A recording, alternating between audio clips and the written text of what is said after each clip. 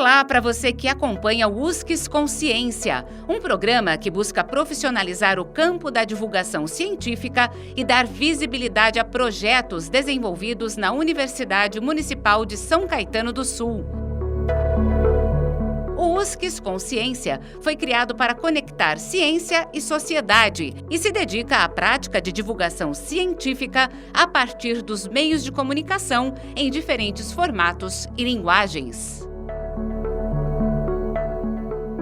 Eu sou Arquimedes Pessoni, jornalista e professor. E no programa de hoje você conhecerá um pouco mais do trabalho Blind Learning, ensino híbrido e Google for Education na educação superior. Trata-se de uma pesquisa de iniciação científica de Nicolas Valverde Costa, orientada pelo professor Dr. Nonato Assis de Miranda. Conosco ele, o estudante do curso de licenciatura em pedagogia na Universidade de São Caetano do Sul, Nicolas Valverde Costa. Nicolas, obrigado pelo seu tempo, né? Bem-vindo ao USCS Consciência.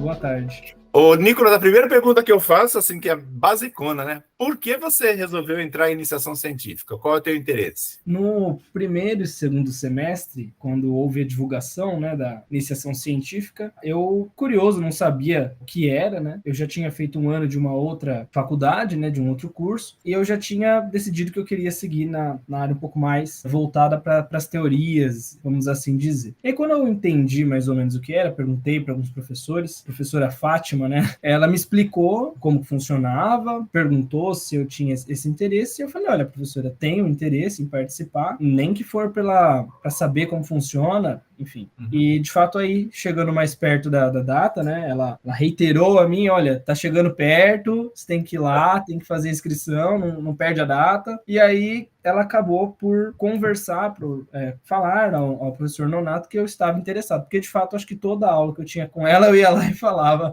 olha, professora, a data é essa mesmo? Tá certo, já abriu. E ela acabou indicando, né, pro Nonato, e acabou que a gente conseguiu, teve ali o processo seletivo, e acabei ficando com o professor Nonato mesmo. Então, mas se eu bem me lembro, quando eu era professor ainda, né, que a gente colocava, os professores colocavam uma lista dos seus projetos, certo, e os alunos acabavam se ligando pelo interesse ao tema, né? Você já sabia desse tema, desse projeto do Nonato? Já tinha conversado? Não, você já chegou e falou, eu sei que é o Nonato, mas o que ele está estudando eu não imagino, é isso? Não, né, eu não sabia qual era o tema, aí eu fui atrás, né, de ver esse edital, né, achei interessante, inclusive, dentre os outros temas, eu já tinha antes achado mais interessante. Eu não conhecia também o Nonato, eu não sabia quem era, então foi interessante, depois essa conexão, achei muito válido o tema, e a gente viu que teve um impacto aí importante para a faculdade também, né. E deu match, então, com o orientador e com o tema, né? Isso é importante. Graças a Deus.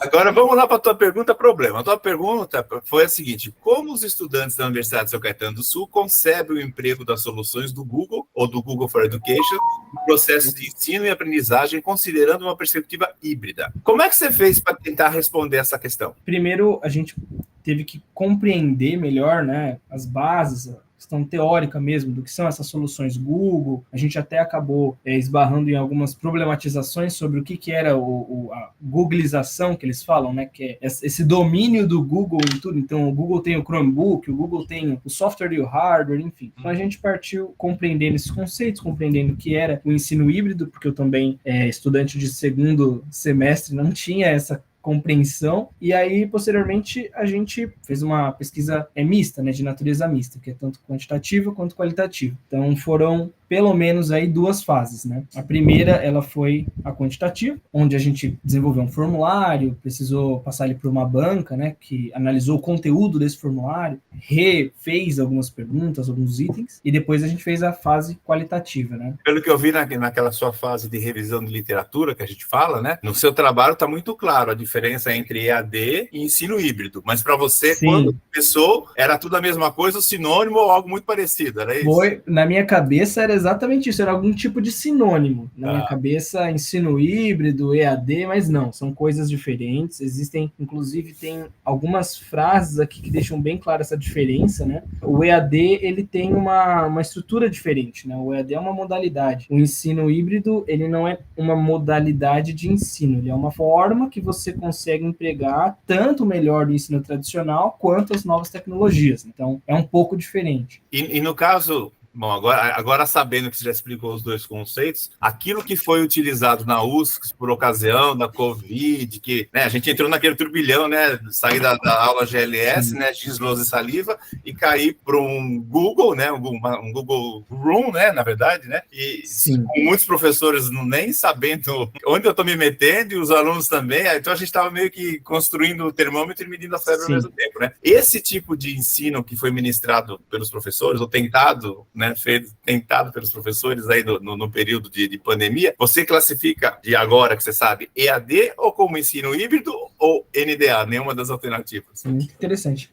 Inclusive, o termo que se utilizou dessa fase é ensino remoto emergencial, que é o ERE. O professor Carlos Alexandre Brito, também é da USCS, brilhante professor, ele tem alguns artigos falando justamente dessa transição. Então, como que aconteceu isso na USCS? Como que os professores, eles receberam toda essa carga? Eles tinham esse conhecimento ou realmente era uma coisa totalmente nova? E a gente viu que, nessa pesquisa, no caso, né, do Brito, pode-se ver que não tinha tanto, como não tinha uma obrigatoriedade, então não eram todos os professores que utilizavam o Classroom, não eram todos os professores que tinham essa familiaridade com as tecnologias no âmbito educacional. Então, de fato, a classificação seria ensino remoto emergencial. Tá, então agora tá bem explicado, que na verdade era, depois tinha uma perguntinha que era justamente essa, né, que você viu o lado do aluno, dos estudantes. Eu falei, mas por que ele não perguntou dos professores? Porque primeiro era em menor quantidade, seria mais fácil mapear. Você pegou os professores, você pegou um N enorme, né, 771 resposta, é gente pra caramba. E para trabalhar esses dados, eu imagino que você deve ter usado algum software. Mas por que ele não perguntou ao professor? Bom, agora você já meio que respondeu, né? Que o Brito, ou alguém que é ligado ao Brito, já tinha feito essa parte, e você meio que complementou, né? Bom, aí eu tô vendo lá sobre a sua coleta de dados, né? Então você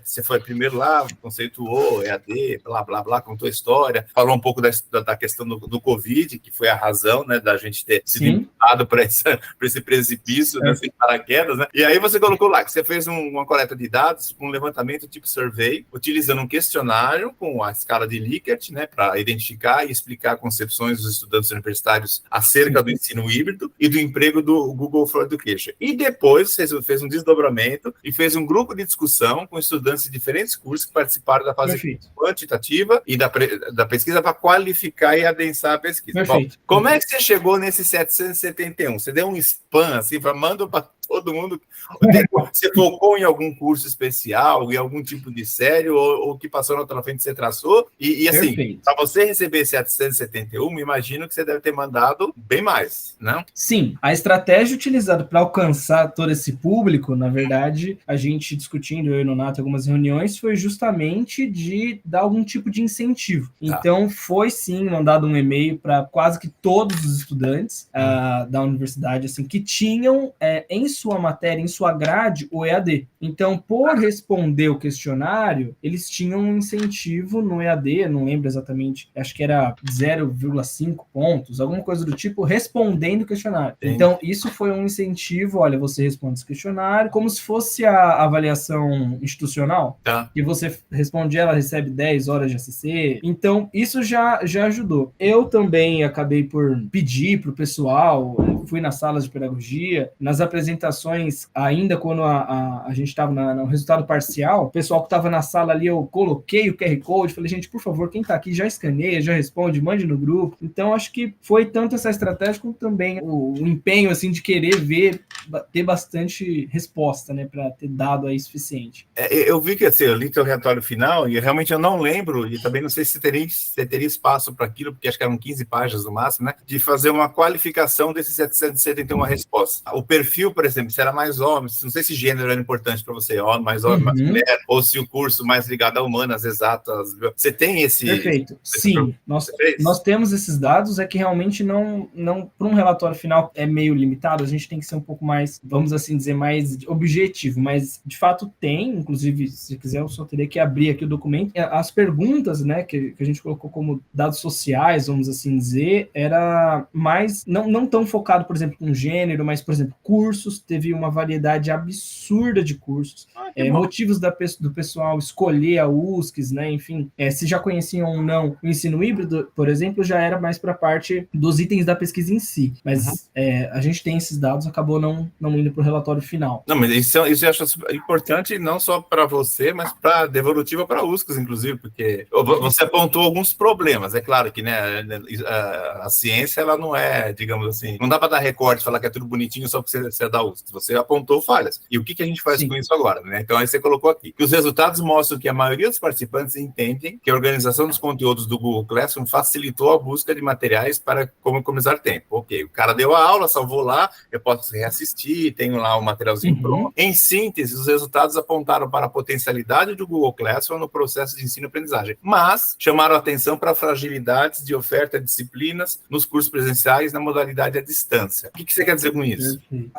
Nos itens da pesquisa, né, do formulário, a gente busca justamente compreender, atendendo a pergunta geradora, né, qual é a concepção dos alunos, e viu que era importante também compreender um pouco mais sobre o que os estudantes percebem sobre o EAD, tendo em vista que ele dialoga com a questão híbrida, né? Ele não é ensino híbrido, mas ele dialoga. O que a gente viu foi, outra coisa, a primeira coisa foi que os estudantes não se sentem à vontade com o EAD no geral. Eles não gostam do EAD. Eles acreditam que as matérias EAD, elas são muitas das vezes desconexas do curso em si. Então, vamos supor, para dar um exemplo aqui, a pessoa faz biomedicina e aí ela tem uma matéria no EAD de cunho obrigatório, que não é optativo, sobre não sei, como se fosse, engenharia ambiental. Estou dando um exemplo, né? Não estou falando aqui de um fato. Então, isso foi um dos comentários que a gente recebeu bastante, essa desconexão entre, olha, eu faço um curso e eu não posso escolher outras matérias. Eu só tenho as matérias que são obrigatórias, são matérias desconexas. E aí eles dizem que poderiam ser utilizados, ou poderia ter a opção de fazer essa matéria presencial, ou de repente, se você pudesse escolher, se fosse um optativo, você pudesse escolher uma matéria que você acredita. E aí já entra também um pouco no ensino híbrido, que é a questão da personalização do ensino. Não, para mim é melhor eu fazer, enfim, biofísica, pensando que a pessoa é de biomedicina. Eu quero me especializar nisso, então eu vou escolher.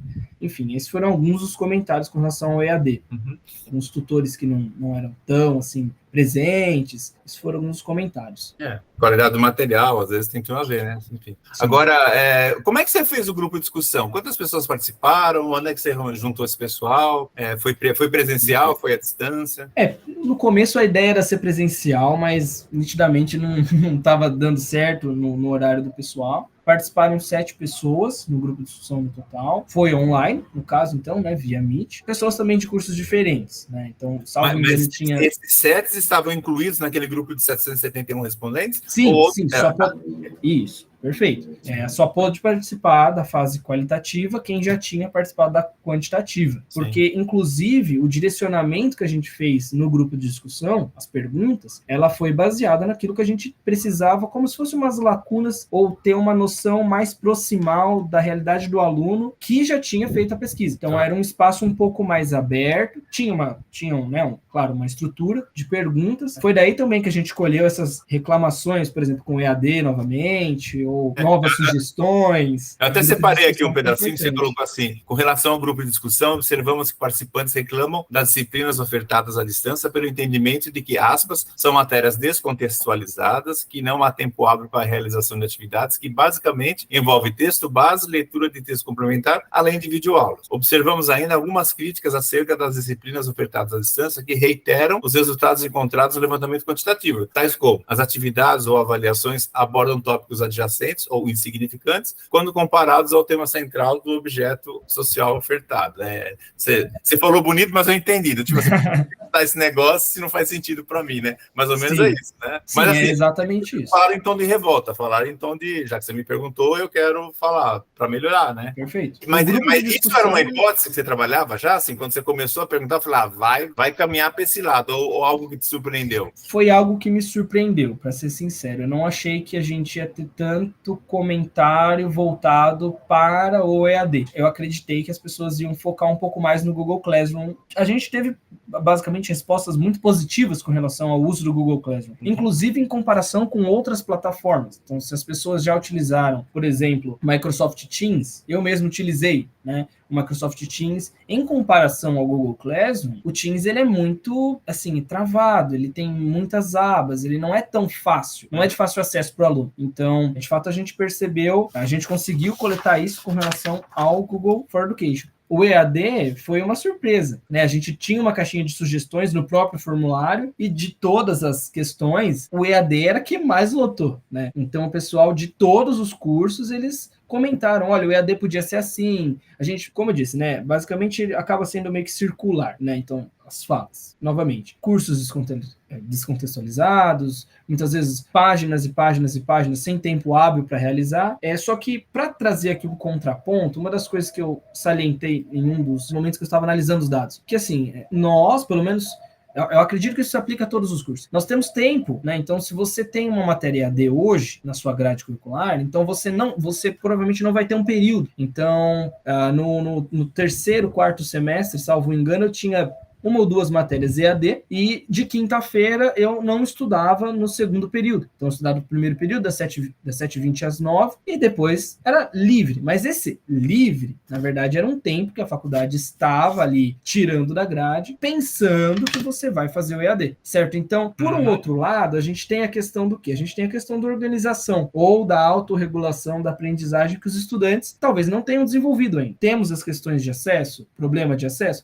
O estudante da USCS, ele é um estudante que tem perfil de problema de acesso à internet, porque se for o caso, a gente tem os laboratórios, percebe? Então acaba que o foco realmente ficou na descontextualização, porque outros problemas, como por exemplo o acesso, a USCS já solucionou, né? A gente já tem os computadores lá, tem acesso à internet, se dá o tempo hábil, tirando da grade para que o aluno possa fazer, então acaba que esse realmente é o maior problema do EAD. Eu acho que a questão da educação para o EAD é mais fácil eu falar, isso é muito chato, é muito texto, tá, mas você nem abriu, cara. Não, mas eu não tenho tempo. O que você fez naquela janela? Ficou lá no Instagram, pô? Então, assim, eu transfiro a minha culpa para alguém, né? Então, passou a USCS na frente, é culpa da USCS, mas enfim, mas eu acho que é um processo educativo mesmo, né? Até porque é muito novo, né? Eu, claro, fui alfabetizado no papiro, então, assim, é difícil esse negócio, né? É muito aplicativo. O próprio Brito, as aulas do Brito são um show de aplicativos, né?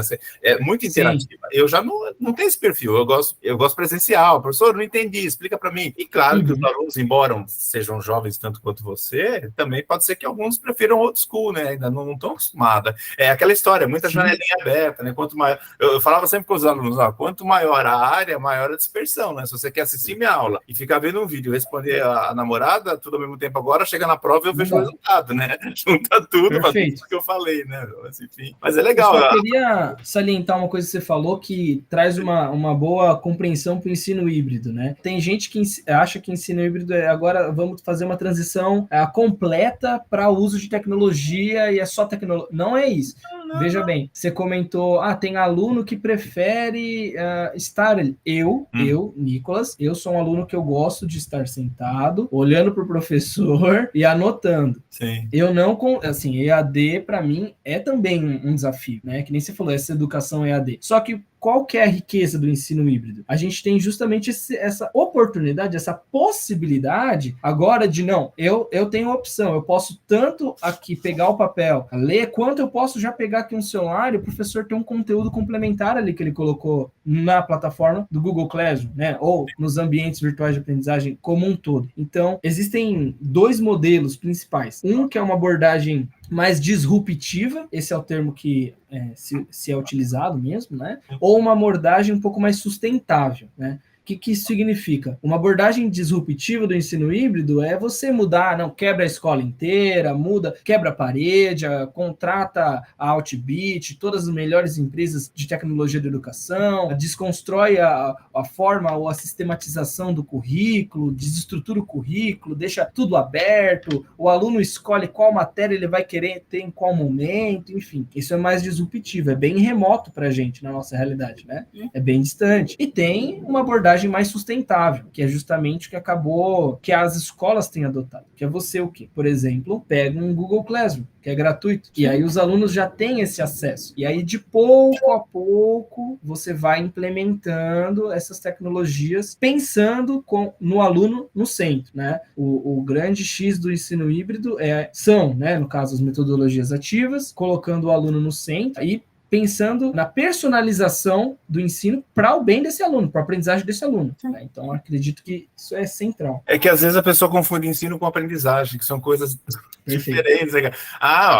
Se o Nicolas quer, vai lá, eu já coloquei lá no site, tá lá no meu Google Classroom, mas vem cá, ele entendeu. Perfeito. Não, ele não é o número, matrícula 18781, não, ele é o Nicolas, né? Ele gosta, ele tem dificuldade com o número, ou ele curte aprender por música, sei lá, com dancinha no TikTok, então, assim, cada um tem o seu jeito, né? Então, às vezes, cabe o professor também, só que eu entendo também os dois lados, né? Porque é business também, né? Você pode fazer algumas matérias e colocar para amplo espectro, você gasta menos, então tem muita coisa. Uma das maiores críticas do ensino híbrido, eu ia até falar isso, que você acabou trazendo, né? É isso, uma das maiores críticas, inclusive estou com um livro que é usado, que é um dos mais utilizados no ensino híbrido, que é justamente do Instituto Lehman e da Fundação Lehman, e do Instituto Península, que eles trazem isso logo no começo. Eles falam, olha, uma das principais críticas ao ensino híbrido é essa banalização da educação. Então eu vou lá, contrato super professores, eu gravo todas essas aulas, faço um banco de conteúdos e,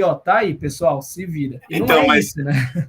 Assim, é até legal, antes da sua entrevista ao ar, vai um pessoal que eu fiz aí, ele é justamente o cara que estou pela administração, não, minto, pela educação. Ele fez um estudo sobre as universidades, né, que trabalham, a gente não vai nominar aqui, tá? Mas assim, universidades você paga R$99 e faz um curso de pós-graduação. A gente sabe que alguma coisa está estranha. E ele estava dizendo, tem uns grandes grupos conglomerados ainda educacionais que vão investir nisso, porque você falou, Arquimedes, monta um curso para mim, eu vou lá, ganho, sei lá, R$3.000, esse curso é da faculdade agora, o Arquimedes ganhou, cai fora. Aí eles botam lá alguns tutores que necessariamente precisam conhecer o conteúdo, só para ver se o cara respondeu certo, se ele fez a data correta. Então vira uma máquina de aprendizado que eu finge que eu aprendo, o cara finge que ensina. O cara finge que ensina. E aí quando vai para a sala de aula, você vê a nhaca que vai dar, né? Sim. Mas enfim, tem alguma coisa do teu estudo que eu não perguntei, que você achou legal falar? Olha, eu acho importante falar sobre os modelos de ensino híbrido. Né? Hoje a gente ouve muito falar da sala de aula invertida, né? A famosa SAI. O pessoal reclama pra caramba também da sala. Mas o professor não dá aula, eu tenho que estudar o conteúdo antes do professor, como é que funciona isso? Então, assim, são modelos, né? O ensino híbrido, ele tem mais de 100 modelos de como você pode transformar a sua aula nessa junção, né? Então, um dos modelos é a sala de aula invertida. O 100% EAD, por exemplo, que as pessoas também se queixam, é o à la carte. Agora, nesse caso, eu sempre lembro de uma frase que eu acho muito importante de salientar, né, no livro que eu mostrei aqui, que é do José Moran. Né? Ele diz que hoje em dia são muitas as questões que impactam o ensino híbrido, o qual não se reduz a metodologias ativas, que seria o mix de presencial e online, né, de sala de aula e outros espaços. E aí ele vem. Mas que mostra que, por um lado, ensinar e aprender nunca foi tão fascinante, pelas inúmeras oportunidades oferecidas, e, por outro lado, tão frustrante, pelas dificuldades em conseguir que todos desenvolvam seu potencial e se mobilizem de verdade para evoluir sempre mais. Então é a questão do engajamento. Às vezes, hoje, a gente tem muitas oportunidades, mas o indivíduo em si, ele tem que se responsabilizar por realmente acatar, aqui eu quero aprender. Então a oportunidade tem, né? Mas o engajamento é muito difícil. É muito difícil gerar esse engajamento nos estudantes, desde o ensino básico até a pós-graduação. Complicado. Eu vou te falar agora do outro lado do balcão, né, como professor. Para o aluno é muito mais cômodo ele sentar bonitinho, o professor conteudista, né? Vem aqui e faz aqui a educação bancária, né? Olha, decora isso, blá, blá, blá, na prova e pergunta a mesma coisa que eu falei. E esse lance, não se for da sala invertida, PBL, qualquer outra que você faça, transfira, né, o centro para o aluno, e o aluno, olha, vamos estudar tal coisa, o que vocês sabem? Dá preguiça, porque o cara tem que procurar, o professor já sabe mais do que eu, me dá a resposta. E, assim, a questão do time, né? O aluno é muito imediato. imediatista, né? Assim, Sim. e ainda infantilizado. A gente sabe que tô falando, inclusive, alunos mais velhos, assim, eles chegam muito infantilizados, né? Porque estão acostumados a, né, alguém fazer por ele e tal. Então, se você mudar o paradigma, demora. E não Leva é tempo. fácil para o aluno e também não é fácil para o professor, que é a mesma história. O cara, né? Eu me lembro que eu comecei a dar aula com retroprojetor. Aí depois você passa para o PowerPoint. Muita tecnologia envolvida enquanto, né, você faz. Então, assim, vai chegar um momento que vai dar tudo certo. Mas você falou, a responsabilidade do aprendizado é do aluno, né? É ele que tem que ter. Não é o professor que tem que fazê-lo aprender, né? Perfeito.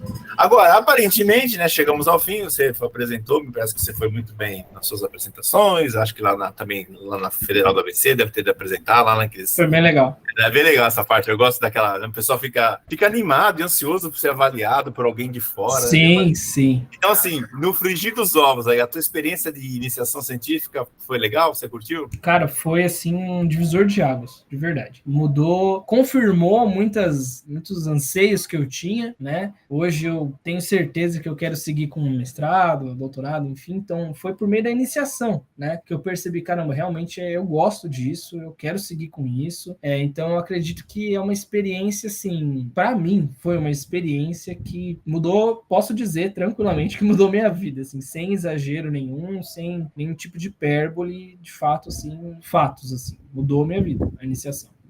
Que bacana, fico feliz. Então, bem-vindo ao time dos malucos que estudam.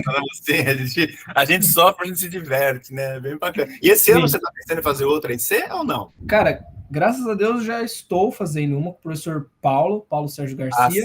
Paulo. A gente, na verdade, eu não estou fazendo porque a gente está desenvolvendo o projeto para enviar, né, para ser aceito ou não, enfim. E ele segue uma linha também do uso da tecnologia, mas está voltado, até por conta da experiência, né, da expertise do professor Paulo, para avaliação da aprendizagem, né? E usando inteligência artificial. Incrível, eu assim, eu gosto muito, eu sou muito suspeito para falar dessas coisas. Não, e o Paulo é um cara sensacional, super qualificado, ele já está entrevistado, inclusive, se você quiser assistir aqui no Hall de ele conta toda a trajetória, desde do jogador de vôlei que ele foi, né? Você não sei se você sabe, o passado dele era esse, ele já era bom de bola lá, né? Então... O cara é fera. Não, é fera. Então, não, você está muito bem acompanhado, né? Assim, você pegou o Nonato e o Paulo, os dois são do mestrado, né? Doutorado, e agora tem um doutorado, inclusive, em educação. Então, assim, eu acho que você está com a porta aberta para entrar aí, né? E que bom que você curte isso. Então, parabéns pelo teu trabalho aí e boa sorte aí no teu mestrado. Obrigado. Esse foi o USCS Consciência, programa sobre pesquisas realizadas na Universidade Municipal de São Caetano do Sul. Este episódio teve a apresentação de Arquimedes Pessoni e trabalhos técnicos de Márcio Roberto do Nascimento Filho. O USCS Consciência é uma produção da Coordenadoria de Comunicação e Universidade de São Caetano do Sul e pode ser acessado no canal do YouTube da USCS e nos aplicativos de podcast. Você encontra o USCS Consciência nas redes sociais Facebook e Instagram.